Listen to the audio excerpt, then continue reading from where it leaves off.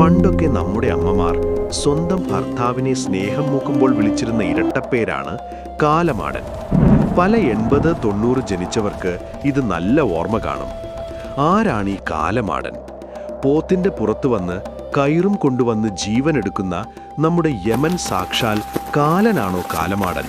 ഈ അടുത്ത കാലത്ത് തമിഴ്നാട്ടിൽ ഒരു കാർഷിക ഗ്രാമത്തിൽ നെല്ല് വിളവെടുപ്പ് നടക്കുന്നു. അവരത് ഉത്സവം പോലെ ആഘോഷിക്കും. ആദ്യം എടുക്കുന്ന വിളവ് അവരുടെ ദൈവത്തിന് സമർപ്പിക്കും. അതുപോലെ കൃഷി ചെയ്യാൻ തുടങ്ങുമ്പോഴും ആദ്യം ഇതേ ദൈവത്തിന് സമർപ്പിക്കും. ഈ ദൈവം ഒരു പ്രാദേശിക ഗോത്ര സങ്കല്പമാണ്. കാളപ്പുറത്തിരുന്ന് കയ്യിലൊരു വാളും മറുകൈയിലൊരു നീളൻ വടിയുമുണ്ടാവും. ഈ ദൈവത്തിന്റെ പേരാണ് കാളമാടൻ. ഇതൊന്നും മലയാളീകരിച്ചു വായിച്ചാൽ കാലമാടനായി. ഇനി ഇതാണോ കാലമാടൻ? നമുക്കും സമാന സങ്കല്പത്തിലുള്ള ഗോത്രദൈവ ആരാധന രീതികൾ ഉണ്ടായിരുന്നുവല്ലേ? പുലയ സമുദായം നടത്തുന്ന കാളക്കളി, വീത്തുവയ്പൊക്കെ ഇതുമായി സമാനമാണ്.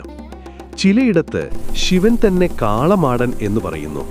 നമ്മുടെ തിരുവനന്തപുരം ഭാഗങ്ങളിൽ ആരാധിക്കുന്ന മാടൻ സങ്കല്പവുമായി ഒത്തുപോകുന്നതുമാണ്.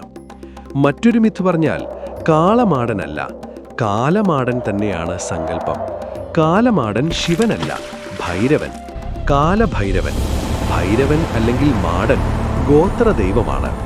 ഇന്ന്, അതായത് ഫെബ്രുവരി 15-ന് കർണാടക അമ്പൂരിയിൽ 4 കിലോമീറ്റർ വനത്തിനുള്ളിൽ മലയ്ക്ക് മുകളിൽ കാണിക്കാരുടെ കാലഭൈരവ പൂജയുണ്ട്. വർഷത്തിൽ ഒരിക്കൽ മാത്രം പ്രവേശനം. നിങ്ങൾക്ക് കാലമാടനെക്കുറിച്ചുള്ള അഭിപ്രായം പറയാം.